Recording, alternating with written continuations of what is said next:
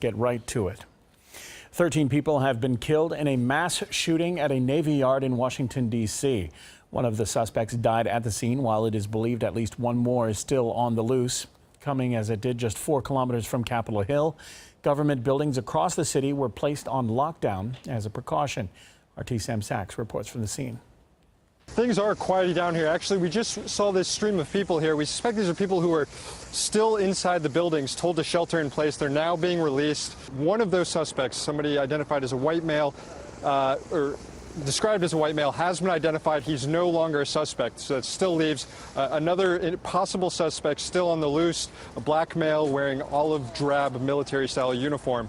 People who live around here have been advised to stay in place because this is still an active investigation. There still might be a shooter on the loose. Now, we caught up with an eyewitness, a commander in the Navy who was in a building nearby the shooting, and here was his story of what he saw. Train for combat operations away from here. You know, we're the away team. We go off and fight other wars in other locations. We don't do it here.